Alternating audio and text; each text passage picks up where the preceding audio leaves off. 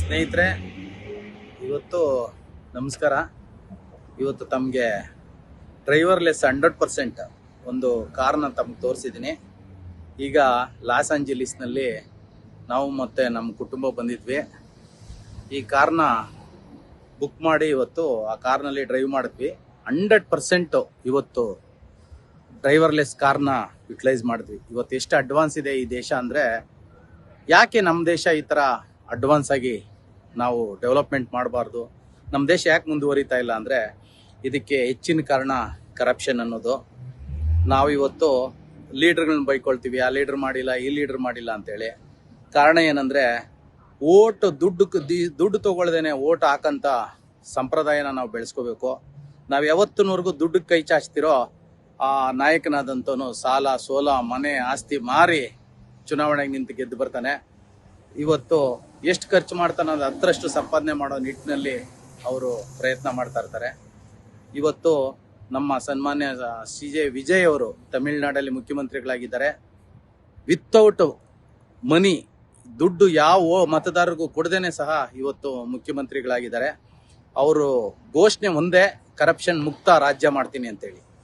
ನಮ್ಮ ದೇಶ ಕರಪ್ಷನ್ ಮುಕ್ತ ರಾಷ್ಟ್ರ ಆಗಬೇಕು. ಇವತ್ತು ಇಷ್ಟು ಅಡ್ವಾನ್ಸ್ ಆಗಿ ಬೆಳೆದಿರೋಂಥ ದೇಶಗಳ ಮಧ್ಯದಲ್ಲಿ ನಾವೊಂದು ಪ್ಯಾಸೆಂಜರ್ ಏರ್ಕ್ರಾಫ್ಟನ್ನು ಸಹ ಇಂಡಿಪೆಂಡೆಂಟ್ ಆಗಿ ನಾವು ಮಾಡೋಕ್ಕಾಗ್ತಾ ಇಲ್ಲ. ಇವತ್ತು ಸರ್ಕಸ್ ಮಾಡ್ತಾ ಇದ್ದೀವಿ ನಾವು. ಮೇರಾ ಭಾರತ್ ಮಹಾನ್ ಅಂತ ಹೆಮ್ಮೆಯಿಂದ ಹೇಳ್ಕೊಳ್ತೀವಿ. ಆದರೆ ಇವತ್ತು ನಾವು ಆ ಒಂದು ಟಾರ್ಗೆಟ್ ರೀಚ್ ಮಾಡೋದಕ್ಕೆ ಒದ್ದಾಡ್ತಾ ಇದ್ದೀವಿ.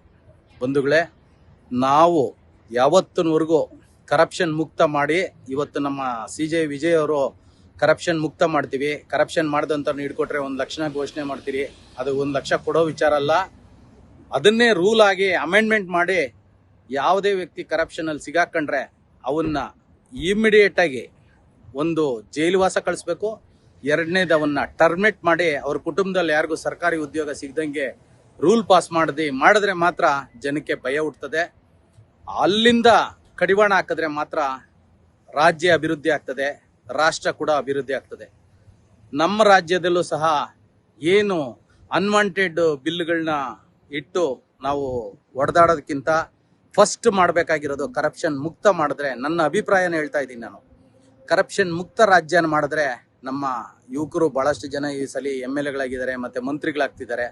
ಅವರೆಲ್ಲ ಕರಪ್ಷನ್ ಮುಕ್ತ ರಾಜ್ಯ ಮಾಡಿದ್ರೆ ಖಂಡಿತ ನಮ್ಮ ದೇಶದ 1 ವರ್ಷದ ಬಜೆಟ್ ಬಂದು 5 ವರ್ಷ ನಾವು ಅಭಿವೃದ್ಧಿ ಮಾಡಿದ್ರೆ ಎಷ್ಟು ಬೇಕಾಗ್ತದೋ ದುಡ್ಡು ಅಷ್ಟು ಒಂದೇ ವರ್ಷದಲ್ಲಿ ಬಜೆಟ್ನಲ್ಲಿ ನಾವು ಮಾಡ್ಬೋದು ಅಂತ ತಿಳಿಸ್ತಾ, ಮತ್ತು ಇವನೇನಪ್ಪ ಮೋದಿಜಿಯವರು ಫಾರಿನ್ ಟ್ರಿಪ್ ಹೋಗ್ಬೇಡ ಅಂತ ಹೇಳಿದ್ದಾರೆ, ಈತನ ಫಾರಿನಲ್ಲಿ ಓಡಾಡ್ತಾ ಇದ್ದಾನೆ, ಒಳ್ಳೆ ಸಂದೇಶಗಳು ಕೊಡ್ತಾ ಇದ್ದಾನೆ ಅಂತ ತಿಳ್ಕೊಬೇಡಿ. ಇದು ಫ್ರೀ ಬುಕ್ಕಿಂಗು. ನಾನು ಜನವರಿನಲ್ಲೇ ಬುಕ್ ಮಾಡಿದ್ದು. ಮೋದಿಜಿಯವರು ಹೇಳಿದ್ದು ರೀಸೆಂಟಾಗಿ ವಿಚಾರ 1 ತಿಂಗಳಿಂದೆ. ಸೊ ಅದರಿಂದ ನಾವು ದೇಶದ ಪ್ರಧಾನಿಯವರ ಒಂದು ಮನವಿಗೆ ನಾವೆಲ್ಲ ಸ್ಪಂದಿಸಬೇಕಾಗಿರೋದು ನಮ್ದೆಲ್ಲ ಪ್ರತಿಯೊಬ್ಬ ನಾಗರಿಕ, ಭಾರತದ ನಾಗರಿಕ ಧರ್ಮ. ಯಾವತ್ತಿನವರೆಗೂ ನಾವು ಕರಪ್ಷನ್ ಮುಕ್ತವಾಗಿ ಆಡಳಿತ ನಡೆಸ್ತೀವೋ ಖಂಡಿತ ಪ್ರತಿಯೊಬ್ಬ ದೇಶದ ಪ್ರಜೆ ಸಹ ಕರಪ್ಷನ್ ಮುಕ್ತವಾಗಿ ಕೆಲಸ ಮಾಡಿದ್ರೆ ಖಂಡಿತ ನಮ್ಮ ದೇಶ ಕೇವಲ 10 ವರ್ಷದಲ್ಲಿ ಅಭಿವೃದ್ಧಿ ಹೊಂದಿದ ರಾಷ್ಟ್ರಗಳತ್ತ ಹೋಗ್ಬೋದು. ಇವತ್ತು ನೋಡು, ಚೈನಾ ಆಗ್ಬೋದು, ಬೇರೆ ಕಂಟ್ರಿಗಳಲ್ಲಿ ಎಲ್ಲೆಲ್ಲಿ ಕರಪ್ಷನ್ ಇಲ್ಲ ಆ ದೇಶಗಳು ಅತ್ಯುನ್ನತವಾಗಿ ಅಭಿವೃದ್ಧಿ ಹೊಂದ್ತಾ ಇದ್ದಾವೆ. ಕೋಟಿ ದುಡ್ಡು ಕೊಳ್ಳೆ ಹೊಡೆಯೋದಕ್ಕಿಂತ ದೇಶ ಅಭಿವೃದ್ಧಿ ಮಾಡಿದ್ರೆ ನಮ್ಮ ಮುಂದಿನ ಜನ್ರೇಷನ್ಗೆ ಅದೇ ಕೊಡುಗೆ. ಇವತ್ತು ನಮ್ಮ ರಾಜ್ಯದಲ್ಲಿ ಹೊಸ ಸರ್ಕಾರ ಬಂದಿದೆ. ಸನ್ಮಾನ್ಯ ಶ್ರೀ ಮುಖ್ಯಮಂತ್ರಿಗಳಾದಂಥ ನಮ್ಮ DK ಶಿವಕುಮಾರ್ ಅವರು ಮತ್ತು ಒಳ್ಳೆ ಒಂದು ಮಂತ್ರಿಮಂಡಲ ರಚನೆ ಆಗ್ತದೆ. ಅವರು ಸಹ ಇದ್ರ ಬಗ್ಗೆ ಗಮನ ಕೊಟ್ಟು ಭಾಳಷ್ಟು ಮಂತ್ರಿಗಳು ಭಾಳ ಬದಲಾವಣೆ ಮಾಡಿದ್ದೀನಿ, ಕರಪ್ಷನ್ ಮುಕ್ತ ಮಾಡಿದ್ದೀನಿ ಅಂತ ಹೋರಾಟ ಮಾಡ್ತಾ ಇದ್ದಾರೆ. ಇವತ್ತು ಒಂದು ಸಣ್ಣ ಕ್ಷೇತ್ರದಲ್ಲೂ ಸಹ ಕರಪ್ಷನ್ ಅವಾಯ್ಡ್ ಮಾಡೋಕ್ಕಾಗಿಲ್ಲ. ಏನು ಅಭಿವೃದ್ಧಿ ಮಾಡಿದ್ರೆ ಏನು ಪ್ರಯೋಜನ? ಕರಪ್ಷನ್ ಮುಕ್ತ ಮಾಡಿದ್ರೆ ಮಾತ್ರ ನಮ್ಮ ರಾಜ್ಯ ಅಭಿವೃದ್ಧಿ ಹೊಂದುತ್ತದೆ ಅಂತೇಳಿ ನನ್ನ ಒಬ್ಬ ಸಾಮಾನ್ಯನಾದ ನಾನು ಈ ಮೂಲಕ ತಮ್ಮೆಲ್ಲರಿಗೂ ತಿಳಿಸ್ತಾ ಇದ್ದೀನಿ. ಪ್ರತಿಯೊಬ್ಬ ಭಾರತೀಯರು ಕೈ ಜೋಡಿಸಿದ್ರೆ ಕರಪ್ಷನ್ ಮುಕ್ತ ರಾಷ್ಟ್ರ ನಿರ್ಮಾಣ ಮಾಡೋದಕ್ಕೆ ಖಂಡಿತ ನಮ್ಮ ದೇಶ ಪ್ರಪಂಚ ಮಟ್ಟದಲ್ಲಿ ಅಭಿವೃದ್ಧಿ ಹೊಂದುತ್ತದೆ ಅಂತ ನನ್ನ ಒಂದು ಸಣ್ಣ ಆಸೆ ಸರ್. Thank you.